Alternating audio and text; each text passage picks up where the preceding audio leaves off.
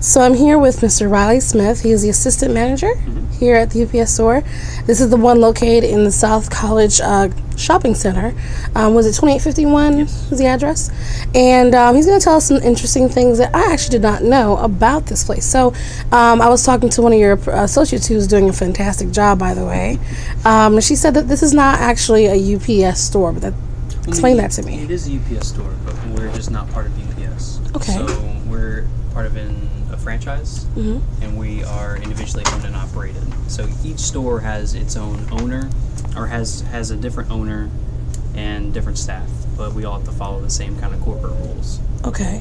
So, with that being said, I know she said that sometimes you get phone calls from people complaining about their orders not coming through or shipments not being processed. Yeah, we do get a lot of phone calls about UPS packages not getting to people in Lafayette, and so they just look up UPS online. They see, oh, UPS store, must be UPS. So they call us and give us the rundown of how they don't have their package, and we just help them out. If you've ever gone to a cell phone company, you know sometimes you have problems with your phone, yeah, and the sales rep will call the people. You go straight to the store to try to get it fixed, and like, well, you can't really do that here. It's pretty much the same thing. So a lot of disgruntled, angry people come in here quite a bit. Oh yeah.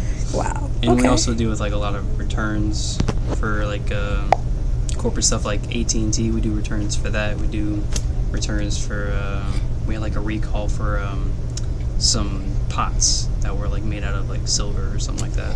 Wow. It was a really interesting thing, but we do deal with a lot of returns, so we deal with a lot of different people. Okay. A lot of angry sometimes nice. It's very different, so you just have to be prepared. So in training, what is the policy on customer service, or is there one?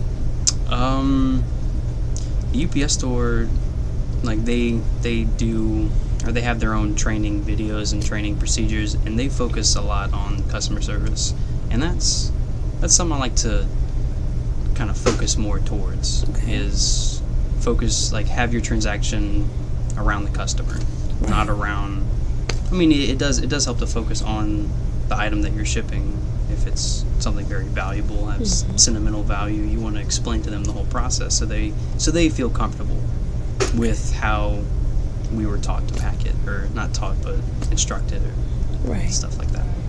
Now, you know how, like, when you're at a cell phone company and the sales rep gets on the phone with the guy on the phone, and then you sometimes hear them arguing with each other.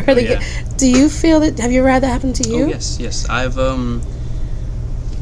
there's this one instance. It was just this one instance where I was shipping a suitcase to Mexico because a guy was deported. So we shipped his suitcase back to Mexico. Mexico then ended up charging, I think, 200% in duties and taxes. Oh, wow. Yeah, sometimes they go as high as 500%. Wow. Yeah, customs is never fun, but yeah, and so then they ended up like returning the package, but then UPS refused the package, so like it went back to Mexico, and it was just a whole ordeal that I got kind of heated with a customer, or not a customer, a representative of UPS, because they tell me that the package is in one place and then it ends up being still in Mexico, and they're saying that, oh, UPS refused it, and well, why did UPS refuse it? There was no not acknowledgement, but there was nothing from our end saying to go ahead and refuse it. Right. Like they did something without our permission. Oh, wow. Yeah.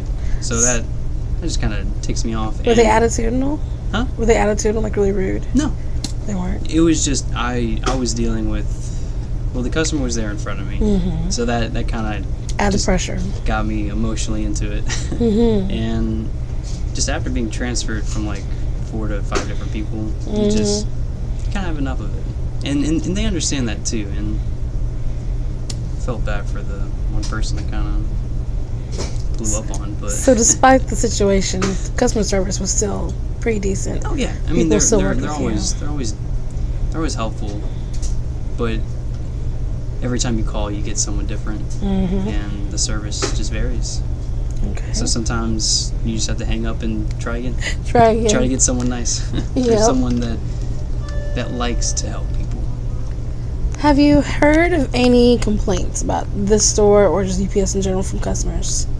That's pretty common. Yeah, I mean, I get...